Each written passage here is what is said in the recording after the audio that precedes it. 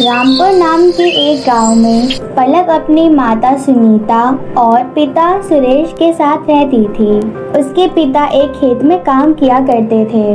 एक दिन की बात है, पलक के पिता जब खेत जाते हैं, वहाँ काम करते करते अचानक उनके सामने एक सांप आ जाता है और वह सांप उनको काट लेता है। उसी जगह पर उनकी मौत हो जाती है। यह बात जानकर पलक और उसकी माँ सुनीता दोनों बहुत रोते हैं। कुछ दिन बीत रहे थे।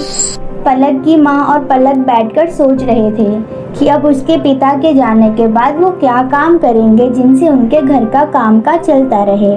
तब पलक की माँ निर्णय लेती है, उसी के गांव में एक सेठानी रहती है, वो वहाँ काम किया करेगी। ऐसे ही वो वहाँ काम करने लगती है। ऐसे ही दिन गुजर रहे थे। एक दिन की बात है, पलक की माँ की तबीयत बहुत खराब हो जाती है और वो जाने लायक भी नहीं रहती है। तब पलक निर्णय लेती है कि माँ की जगह पर वह काम करेगी। इसीलिए वो अपनी माँ को कहती है, माँ आज आप आराम कीजिए, आज आपके बदले मैं काम करने चली जाती हूँ। पर बेटा तू काम कैसे करेगी? कोई बात नहीं माँ, मैं कर लूँगी, आप चिंता मत करो, और मैं वहीं से स्कूल भी चली जाऊँगी।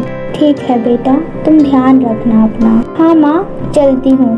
फिर पलक उस सेठानी के घर जाती है। वहाँ जाते ही सेठानी बोलती है, तुम कौन हो? जी मेरा नाम पलक है, मैं सुनीता की बेटी हूँ जिसे आप पहले काम करवाती थी।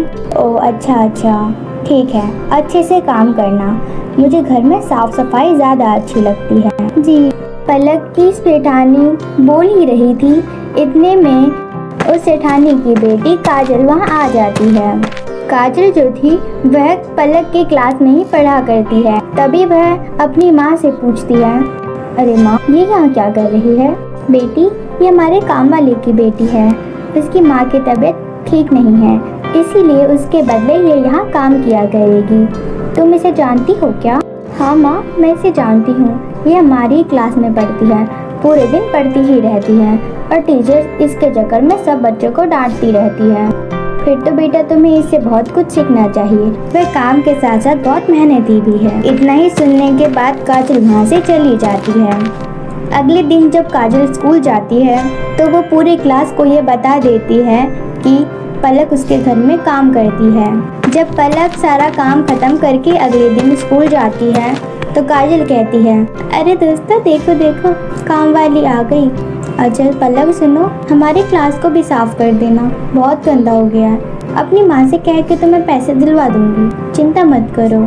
ऐसे ही करके सारे क्लास के बच्चे उसे बहुत परेशान करते थे। वही एक दिन वह रोते रोते अपने घर जा रही थी, तभी वहाँ रास्ते में एक पेड़ के नीचे बैठकर खूब रोने लग जाती है। मैं तो कोई गलत काम भी नहीं करती हूँ, मैं तो अपनी माँ की मदद ही करती हूँ। अगर मैं काम नहीं करूँगी तो उनका इलाज कहाँ से करवा पाऊँगी? बेकार में ही मुझे सब चिढ़ाते रहते हैं, इसमें मेरी क्या गलती है? पलक रो ही रही थी।